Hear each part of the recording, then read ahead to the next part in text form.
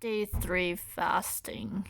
I'm really happy and grateful. I'm doing this vlog again to keep track and to just look back and be grateful and see the accomplishment. 8 days is nothing. People think that, oh, how are you alive after over a week of not eating?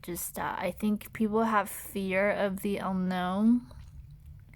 That's why they think it's dangerous and all that. It's not at all. There are skinny people, like the yogis in India. They can fast as a breatharian or on the prana, the chi, the energy for even over a month, no problem at all. So I'm still progressing. Unfortunately, I made some pretty bad mistake by looking at the food porn, which I think it triggers an insulin response just looking at the food, especially online. And I was just kind of living vicariously through, for instance, the food review blog. I was reading this guy who was he said he's a really critical eater, and I really like how he describes food. I was reading what's there to eat in London,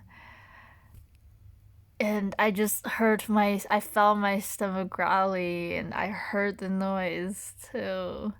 So you know what it is? The brain doesn't know whether if it's real food or just pixels on the screen.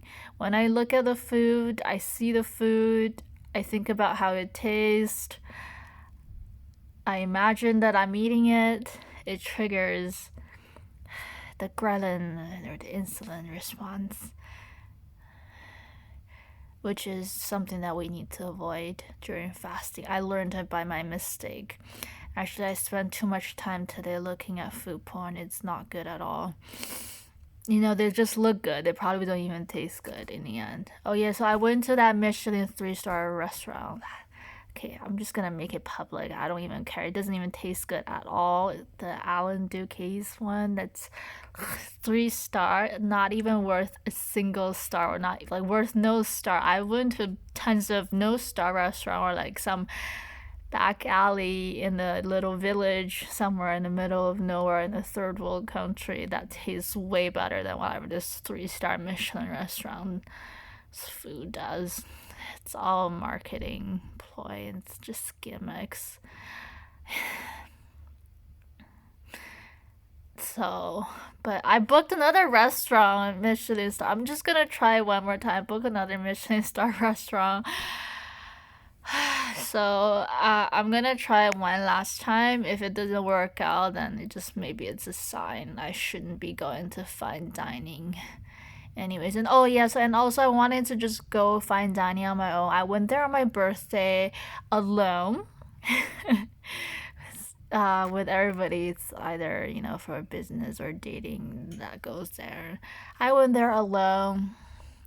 I just want to get comfortable, more comfortable. I am really comfortable when I'm traveling, eating alone, but I want to be more comfortable and just have the full confidence and sit anywhere I want, regardless of who is there, whether it's like a Chinese, full of Chinese people talking and having a party, and I sit there alone, or whether if it's for like a romantic dating restaurants. I only go there alone. I just want to be comfortable by myself.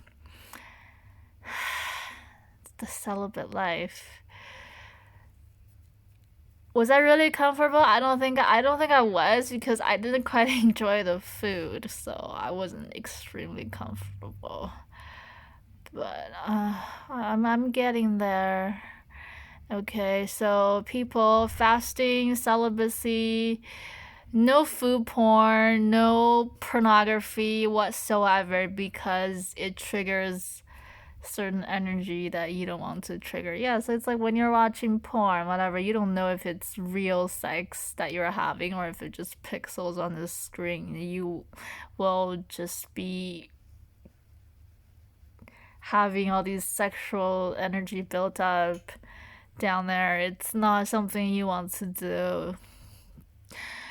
This dopamine is like heroin. It is heroin. It's the same thing as heroin. It's no difference.